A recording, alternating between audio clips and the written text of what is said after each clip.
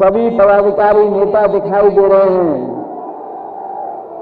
जनवादी party socialist के बड़ी संख्या में यहां उपस्थित सभी किसान भाई, नौजवान साथी, माताएं, बहनें और पत्रकार बंधुओं, मैं सबसे पहले डॉक्टर संजय सिंह चौहान जी को बहुत बहुत बधाई देना चाहता हूं। मैं बहुत बहुत मुबारकबाद देता हूं कि उन्होंने फैसला लेकर के और इस कार्यक्रम को आयोजन करने का काम किया है। मैं देख सकता हूं बड़ी संख्या में लोग हमें दिखाई दे रहे हैं। यहां देख रहा हूं मैदान में मुझे जनवादी के एक एक कार्यकर्ता नेता दिखाई दे रहा है।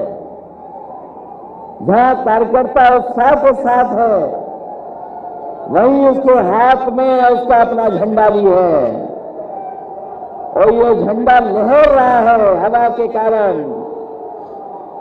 ये लहरता हुआ झंडा दिखाई दे रहा है मुझे।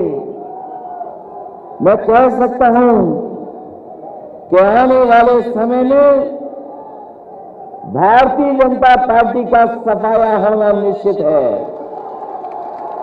और जो आपने आज रैली के माध्यम से संकल्प लिया है कि भाजपा हटाओ, प्रदेश बचाओ, जनवादी क्रांति महारैली जो हो रही है, मैं लहराता हुआ झंडा देख करके कह सकता हूं, यही नारा आज का है कि नहीं चाहिए भाजपा। आज कोई वर्ग हो, आज हर वर्ग के लोग दुखी हैं। इतना अन्याय, इतने दुख तकलीफ किसी सरकार ने नहीं दी होगी, इतनी परेशानी किसी सरकार ने नहीं दी होगी जितना भारतीय जनता पार्टी की सरकार ने आम जनता को परेशानी और तकलीफ देने का काम किया है। आप लोग यहां से चल करके आए हैं, प्रदेश के दूसरे हिस्से से चल करके आए हैं। जो लोग चले होंगे कई 6 घंटे में पहुंचे होंगे। हो सकता है वो बस से चले, उन्हें ज्यादा समय लगा हो। रात भर चल करके आए हैं, अपनी तकलीफ, अपनी परेशानी का सामना करते हुए आए हैं। और ये पहली बार इतना जन क्रांति का कार्यक्रम हो रहा है। मैं ये कह सकता हूं कि आने वाले समय में जो धोखा दिया भारतीय जनता पार्टी ने, आपके समाज को जो धोखा देने का काम किया है, आपके समाज का जो हक छीनने का काम किया है, यही समाज के लोग मिलकर के डॉक्टर संजय सिंह चौहान के अपील पर भारतीय जनता पार्टी को उत्तर प्रदेश से हटाने का काम करेंगे। जिस मैदान में हम लोग यहां पर हैं, मैदान के बगल में हवाई अड्डा है। पहले ये सरकार का हवाई अड्डा होता था। जहां ये मैदान है और आते जाते हवाई जहाज आपने देखे होंगे, ये पीछे जो पहले सरकार का हवाई अड्डा होता था, लेकिन अब ये सरकार का हवाई अड्डा नहीं है, ये बिक गया है हवाई अड्डा। जब हम और आप लोग बैठ करके यहां फैसला ले रहे हैं कि भारतीय जनता पार्टी का सफाया करेंगे, वहीं दिल्ली के किनारे भारतीय जनता पार्टी के लोग भी बैठे हैं। भारतीय जनता पार्टी के लोग भी एक शिलान्यास करने गए हैं।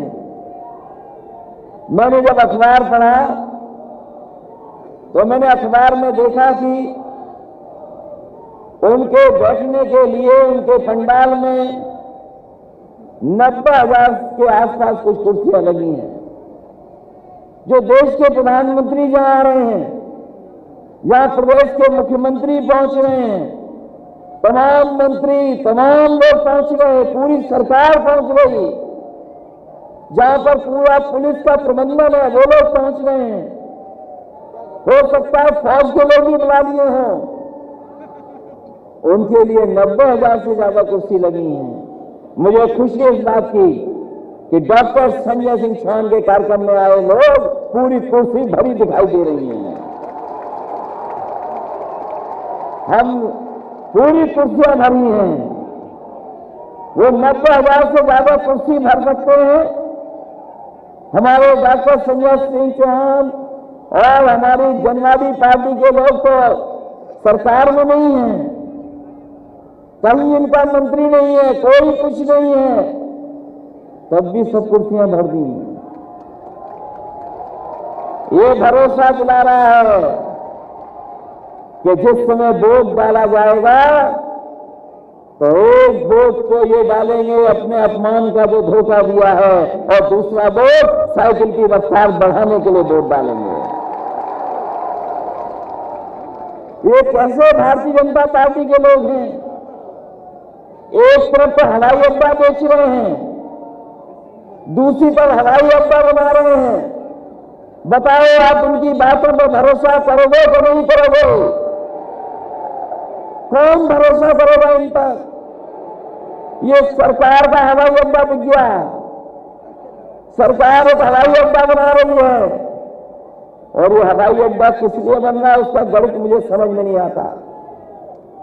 जब मैंने जानकारी हासिल करने की कोशिश की, मुझे वो समय याद आया जब भारतीय जनता पार्टी के लोगों ने कहा था कि ये गरीब हवाई चप्पल पर चलने वाला हवाई जहाज पे चलेगा। बताओ हमारे गरीब भाइयों, कितने लोग हैं जो हवाई जहाज पर चल लिए हैं? यही बीजेपी का नारा था कि हवाई चप्पल पहनने वाला हवाई जहाज पर बैठेगा। हवाई जहाज भी बेच दिए, हवाई जहाज पर खड़े होते वो एयरपोर्ट भी बेच दिया, और वो हवाई जहाज के गणित समझेगा वो सोचेगा क्या गणित है हवाई जहाज का। जितने भी एयरपोर्ट बने हैं सब घाटे में हैं। दिल्ली का एयरपोर्ट कई हजार करोड़ में घाटे में है।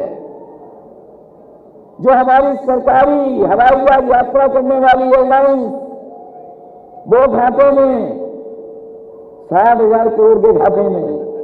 हम लोग यहां से गिनते चले जाएं, आप बलिया और गाजीपुर पहुंच जाओगे, रुपया नहीं गिन पाओगे कितने घाटे में एयर इंडिया का हवाई जहाज है। जो प्राइवेट चल रही है वो भी घाटे में है, जो एयरलाइन चल रही सब घाटे में है।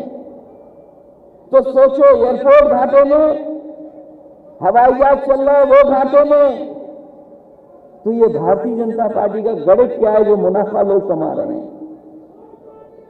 क्या मुनाफा का गणित है? कोई समझ में आए तो समझाए हमें कि आखिरकार क्या गणित है इसमें। एयरपोर्ट घाटे में, हवाई जहाज घाटे में, सरकार एयरपोर्ट बना रही है, गरीब चल नहीं सकता।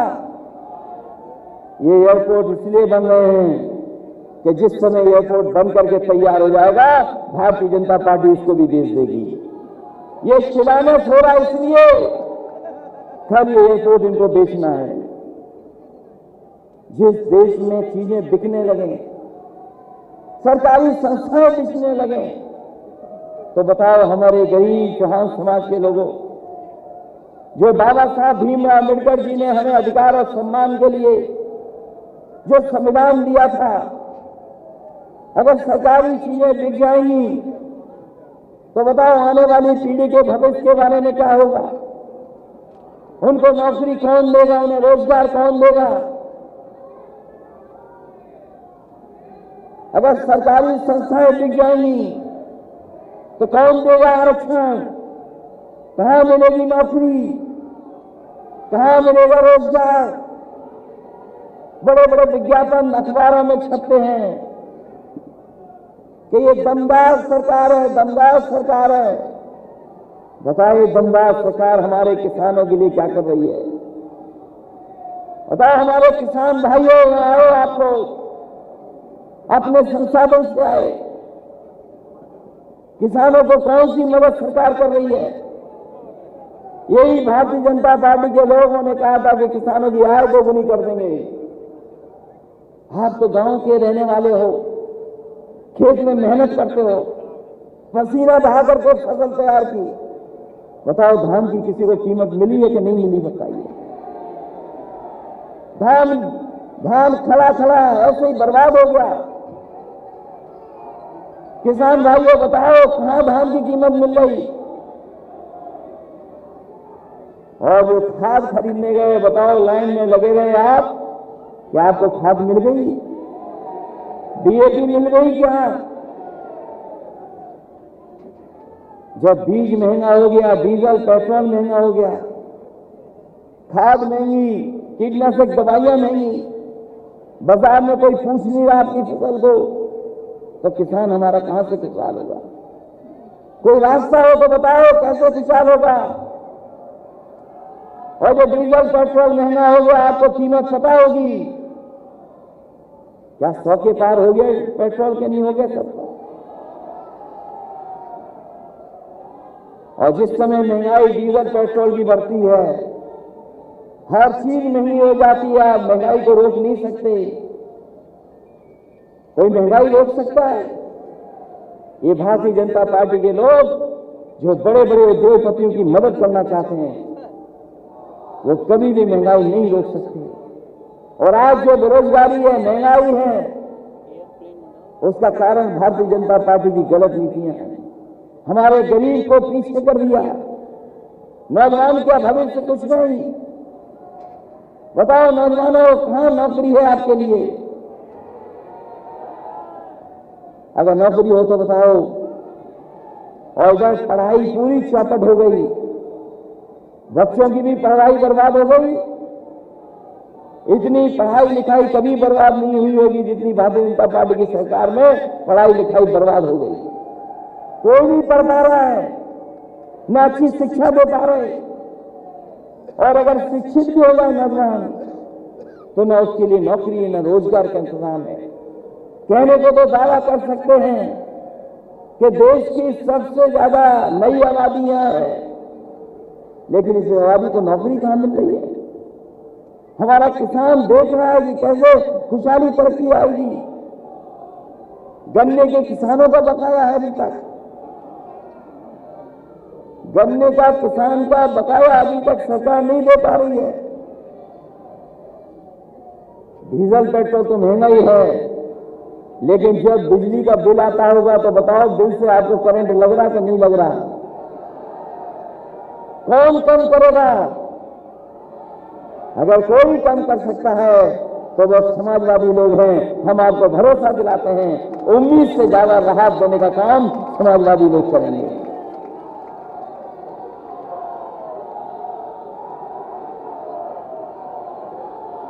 इसलिए हम आपसे कहना चाहते हैं कि चुनाव बहुत करीब है, चुनाव अब दूर नहीं बचा।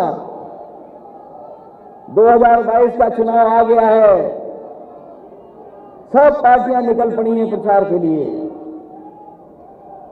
और इस समय जिस तरीके से समाजवादी पार्टी ने कोशिश की है सबको साथ लाने का, एक एक दल को जोड़ने का, उसी कड़ी में हमने आप लोगों को भी जोड़ने का काम किया।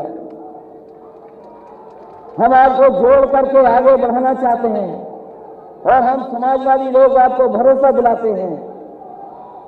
मुझे याद है जिस समय पहला कार्यक्रम हम लोगों ने किया था, और उस समय कार्यक्रम कर करके बनारस और मऊ में भी कार्यक्रम हुए थे।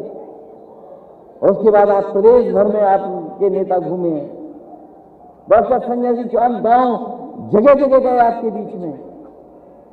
मैं आपको भरोसा दिलाता हूं कि समाजवादी लोग आपको कदम से कदम पर मदद करने का काम करेंगे, आपके साथ सहयोग दे करके आपके साथ खड़े दिखाई देंगे। अगर आपको हक देने की बात होगी तो हक दिलाने में भी समाजवादी पार्टी के लोग आपके साथ खड़े दिखाई देंगे। आपको अगर भागीदारी देने की बात होगी तो समाजवादी लोग आपके साथ खड़े दिखाई देंगे। यही लड़ाई को हम लड़ना चाहते हैं, इसीलिए जोड़ रहे हैं, लगातार जोड़ रहे हैं, सबको जोड़ा है। ओम प्रकाश राजभर जी को भी साथ ले आए, महान बल को भी साथ ले आए, कृष्णा पटेल जी का भी बल साथ ले आए, और आप लोग भी साथ हैं। जब इतने लोग साथ हैं और सब दल के झंडे हमारे साथ हैं तो इतनी रंग बिरंगी पार्टी किसी के पास नहीं होगी। इतने रंगों को जोड़ करके आगे चलने का काम किसी ने नहीं किया होगा। समाजवादी लोग सब रंगों को जोड़ करके एक शानदार और खूबसूरत गुलदस्ता बनाना चाहते हैं। हम लोग रंग जोड़ रहे हैं, ये रंगों को जोड़ करके विकास करेंगे। जब अलग अलग रंग जुड़ते हैं तभी अच्छा गुलदस्ता बनता है। ये एक रंग वाले, एक रंगी वाले लोग कोई खुशहाली नहीं ला सकते। एक रंग वाले लोग कोई जीवन में किसी के खुशहाली नहीं ला सकते। और फिर बाबा मुख्यमंत्री तो कोई खुशहाली नहीं ला सकते। बताओ, बाबा मुख्यमंत्री ने कौन सा बड़ा काम कर दिया? अभी भी अपने शिलान्यास किए हुए काम का उद्घाटन नहीं कर पाए। अपना किया हुए काम का भी उद्घाटन नहीं कर पाए। कोई बड़े काम का उद्घाटन किया हो तो बताओ हमें। जब से बाबा मुख्यमंत्री जी आए उत्तर प्रदेश को बर्बाद कर दिया है, उत्तर प्रदेश पीछे कर दिया। और ये हारने वाले लोग ही दूसरों का नाम लेते हैं। ये तो हम लोग सब जानते हैं, हारने वाले लोग दूसरों का नाम लेते हैं। ये हारने जा रहे लोग हैं और इन्होंने जो जो वादा किया अभी भी पूरा नहीं कर पाए हैं। कोई वादा बड़ा पूरा किया हो तो बता दो। आपके यहां कोई बड़ा काम कर दिया हो तो बता दो। इस सरकार का केवल एक ही काम है, नाम बदल देना, रंग बदल देना। और अभी भी नाम बदल रहे हैं। जब सरकार जाने वाली है तब भी नाम बदल रहे हैं। और इस बार जनता ने ठान लिया कि इस नाम बदलने वालों को बदल देंगे। जिन्होंने नाम बदले वही बदलने जा रहे हैं। और जब नया मुख्यमंत्री बनेगा तो उसका भी नया नाम होगा, पुराना नाम नहीं होगा। हालांकि आप लोग में से बहुत सारे लोग पूर्वांचल एक्सप्रेसवे से चल करके आए होंगे। बलिया, गाजीपुर, सुल्तानपुर, आजमगढ़, मऊ वाले लोग एक्सप्रेसवे से चल करके आए होंगे। ये एक्सप्रेसवे आपके लिए बना है। इसके किनारे मंडियां बननी थी, ये मंडी नहीं बनाए हैं। और मंडियां इसलिए बनाना चाहती थी समाजवादी सरकार कि आपके खेत में जो पैदा होगा उसकी कीमत कहां मिलेगी? उसकी कीमत मंडी में मिलेगी। हम आपको भरोसा दिला के देना चाहते हैं कि जब समाजवादी सरकार बनेगी मंडियों को बेहतर करेंगे और कोई न कोई ऐसा ठोस कदम लेंगे कि किसान की लूट नहीं हो, जो पैदावार हो उसकी सही कीमत मिल जाए। अभी तो 3 कानून वापस लिए इन्होंने। 3 कानून इसलिए वापस लिए हैं क्योंकि सरकार घबरा गई। सरकार जानती थी कि इस बार किसान उन्हें गांव में घुसने नहीं देंगे, किसान उनका जवाब दे देंगे वोट से। इसीलिए 3 कानून वापस हो गए हैं। अभी 3 ही कानून वापस हुए हैं। अभी कोई ऐसा फैसला नहीं हुआ जिससे हमारे किसानों को उनकी एमएसपी मिल जाए। और जब तक एमएसपी नहीं मिलेगी हम समाजवादी लोग लगातार संघर्ष करते रहेंगे गरीबों किसानों के लिए और उन किसानों के आंदोलन का समर्थन करते रहेंगे। इसलिए जब लखनऊ चल करके आए हो, चुनाव से पहले आप लोग चल करके आए हो, तो ये फैसला लेकर के जाना कि लखनऊ में आपकी सरकार हो। बताओ, साइकिल वालों की सरकार बनवाओगे कि नहीं बनवाओगे?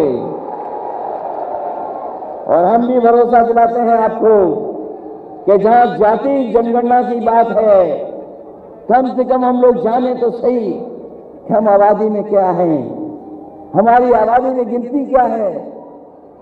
ये जितनी भी सरकारें हैं कोई जाति जनगणना नहीं कराना चाहती। जाति जनगणना इसलिए नहीं कराना चाहती क्योंकि वो जानते हैं कि अगर जाति जनगणना हो गई तो हो सकता है कि चौहान समाज के लोगों की गिनती ज्यादा हो, वो हक मांगने लगे, अपनी भागीदारी मांगने लगे। इसलिए नहीं जाति जनगणना कराना चाहते हैं। हम इस समय आपको भरोसा दिलाते हैं समाजवादी लोग की सरकार बनेगी, जाति जनगणना कर करके आपको भी मुख्य धारा से जोड़ने का काम समाजवादी लोग करेंगे। उत्तर प्रदेश को खुशहाली को ले जाने के लिए हम आपसे सहयोग चाहते हैं। उत्तर प्रदेश को आगे बढ़ाने के लिए आपका साथ चाहते हैं। इसलिए 22 के चुनाव में ये ऐतिहासिक चुनाव होने जा रहा है और आप लोग मन बना लोगे अगर, तो भारतीय जनता पार्टी की ऐतिहासिक हार होगी। इतनी बड़ी हार भारतीय जनता पार्टी ने कभी देखी नहीं होगी। जितनी चौहान समाज के लोग अगर आगे आ जाएंगे तो उन्हें ऐतिहासिक हार दिलाने का काम करेंगे। इसलिए बहुत और भी सवाल हैं, बहुत बड़े बड़े सवाल हैं जिसमें समाज को, देश को भारतीय जनता पार्टी ने उलझा दिया है। इनके पास नफरत के अलावा कोई और चीज नहीं है, नफरत के अलावा कोई राजनीति नहीं करते ये। इसलिए आज जब आप लोग यहाँ पर आए हैं लखनऊ में, ये देश की राजधानी है, यहाँ की तहजीब गंगा जमनी रही है, यहाँ भाईचारा रहा है, यहाँ सब मिलकर के गए हैं। यही हमारी संस्कृति रही है। इस संस्कृति को कोई खत्म करना चाहता है तो वो भारतीय जनता पार्टी के लोग हैं। इसलिए चुनाव में आप सबसे मैं कहना चाहता हूं कि आप सब लोग एक होकर के और सभी वर्गों को जोड़ करके आप समाजवादी पार्टी की तो मदद करना ही करना, वहीं सभी लोग जो संविधान बचाना चाहते हैं उन लोगों को भी जोड़ लीजिए। क्योंकि जो अधिकार बाबा साहब ने दिए, जो सपना बाबा साहब ने देखा था वो अभी पूरा नहीं हुआ है। जो सपना डॉक्टर राम मनोहर लोहिया ने देखा था वो सपना भी पूरा नहीं हुआ है। हम आजादी तो मिल गई, आजाद तो सब हो गए हम सब लोग, लेकिन जो सपना देखा था खुशहाली का, जो सपना देखा था एकता का, वो अभी सपना अधूरा है। इसलिए इस रैली के माध्यम से आप जहां संदेश दे रहे हैं वही संकल्प लेकर के भी जाइए कि चुनाव में इन भारतीय जनता पार्टी को हटा करके एक नई सरकार बनाने का काम करेंगे। इन्हीं शब्दों के साथ हम डॉक्टर संजय सिंह चौहान जी को बहुत बधाई देते हैं। उनके साथी जो आए हैं दूर दूर हमें दिखाई दे रहे हैं, मैं इन सबको बधाई देता हूं। मंच में बैठे हुए जितने नेता कार्यकर्ता जिन्होंने सहयोग करके मेहनत करके इस कार्यक्रम को सफल बनाने का काम किया है, मैं उनका भी धन्यवाद देता हूं। बहुत सारे ऐसे साथी हैं जो जनता के बीच में ही हैं, जिन्होंने बड़े संख्या में समर्थन और सहयोग किया है। उन साथियों का भी बहुत बहुत धन्यवाद देता हूं। और इस उम्मीद इस भरोसे के साथ कि जिस समय उत्तर प्रदेश में बदलाव की लड़ाई होगी, जिस समय चुनाव होगा, उस समय आप लोग सब मिलकर के भारतीय जनता पार्टी को हटाने का काम करेंगे। क्योंकि भारतीय जनता पार्टी के लोगों ने बेरोजगारी दी है, महंगाई बढ़ाई है, भ्रष्टाचार बढ़ाया है, और जिन्हें हक और सम्मान मिल जाना चाहिए था उन्हें हक और सम्मान देने का काम नहीं किया है। हमारे चौहान समाज के लोग पीछे छूट गए, जिनका इतिहास न जाने कैसा इतिहास रहा। जिस समाज से सम्राट पृथ्वीराज चौहान निकले हों, उस समाज को पीछे छोड़ दिया हो, वो समाज की कोई गिनती न हो। इसलिए जहां आपका खोया हुआ सम्मान है, जो खोया हुआ गौरव है, उसको दिलाने का काम हम समाजवादी लोग आपके साथ खड़े होकर के आपका हक, भागीदारी और सम्मान दिलाने का काम करेंगे। इन्हीं शब्दों के साथ एक बार फिर जनवादी पार्टी को बहुत बहुत बधाई देता हूं। लखनऊ में पहला कार्यक्रम किया है, ये ऐतिहासिक कार्यक्रम है, ये यादगार कार्यक्रम साबित होगा। और यादगार कार्यक्रम इसलिए साबित होगा क्योंकि आने वाले समय में सरकार का बदलाव होगा और नई सरकार बनेगी जो आपको सम्मान देने का काम करेगी। बहुत बहुत बधाई, बहुत बहुत धन्यवाद आप सबका।